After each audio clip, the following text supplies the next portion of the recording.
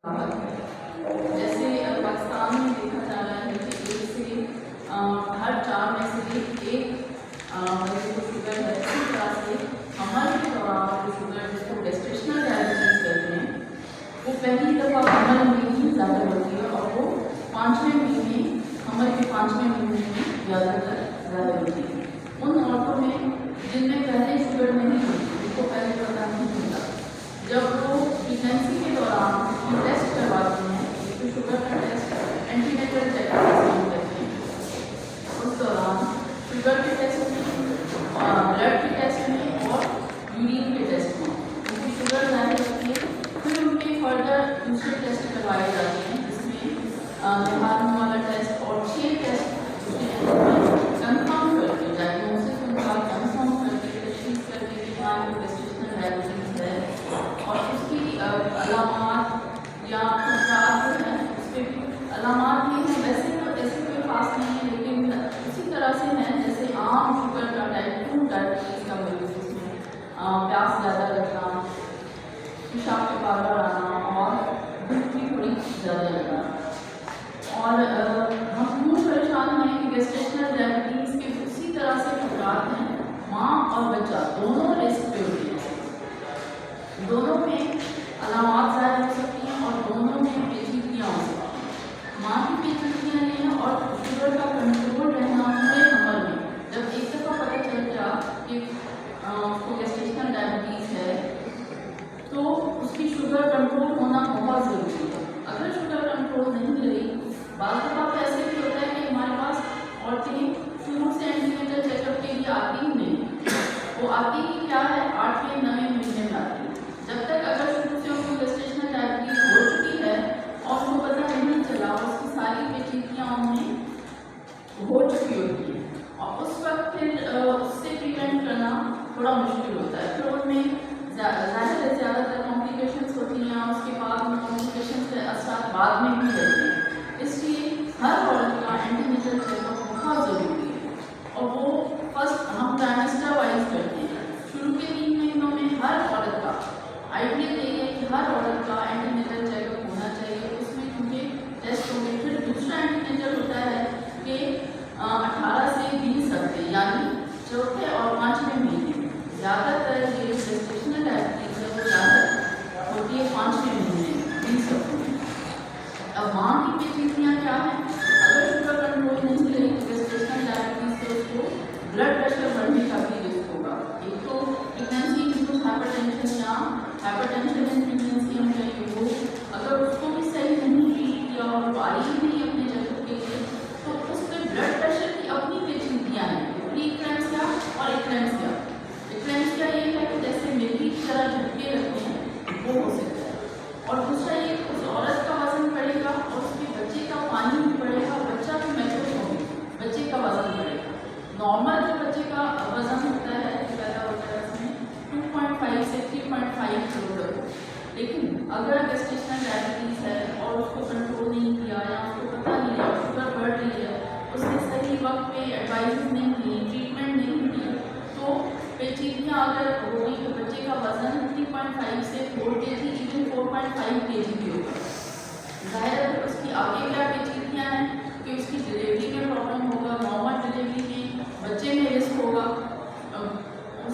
उन पेचीदगियों के भी अलग नाम है। फिर सिजेरियन सेक्शन का भी रिस्क बढ़ेगा। ज़ाहिर है जब हैवी बच्चा है तो नॉर्मल डिलीवरी होने में थोड़ा प्रॉब्लम होगा, फिर सीजर का रिस्क बढ़ेगा या इंस्ट्रूमेंटल डिलीवरी का रिस्क बढ़ेगा।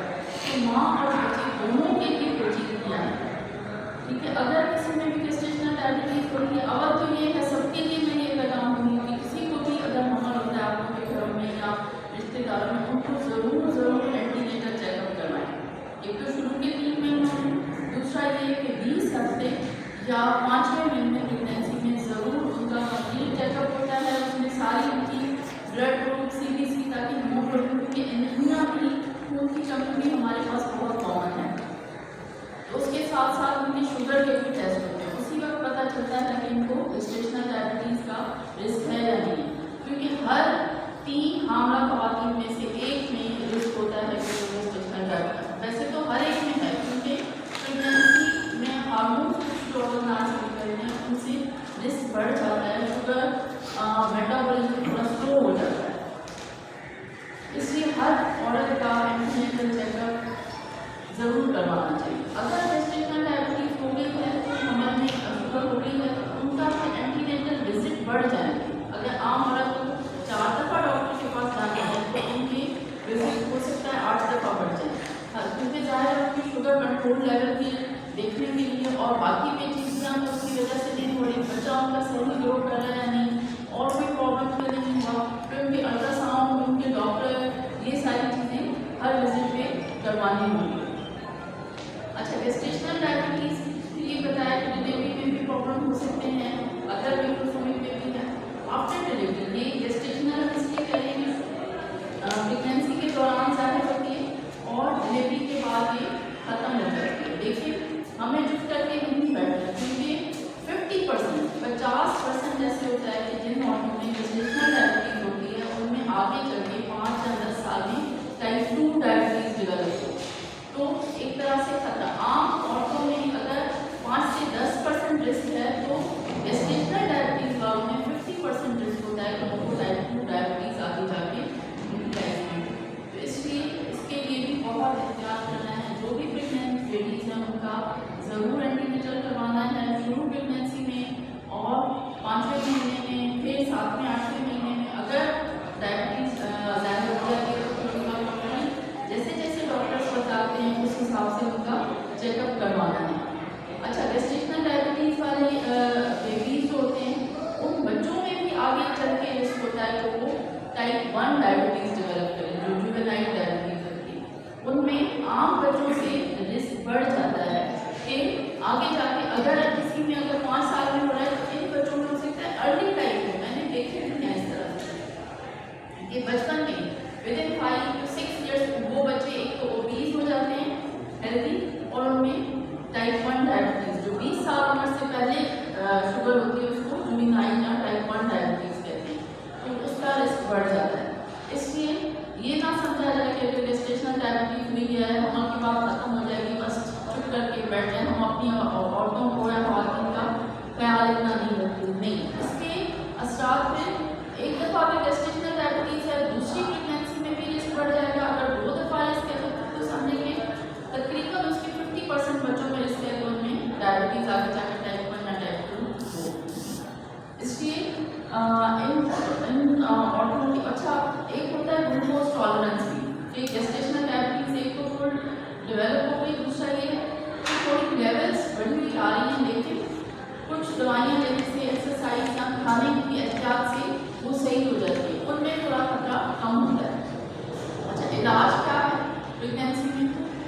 जब शुगर लेवल्स हमने 6 दफ़ा की होंगी, निहार वाली, दोपहर में खाने से पहले, खाने के बाद, रात वाली, अगर वो सब बढ़ी हुई आ रही है, एक तो ट्रीटमेंट हम टैबलेट्स हैं मेटफॉर्मिन वो दे सकते हैं, या उससे नाम हो इंसुलिन। प्रेगनेंसी में इंसुलिन से ही ट्रीटमेंट होगी।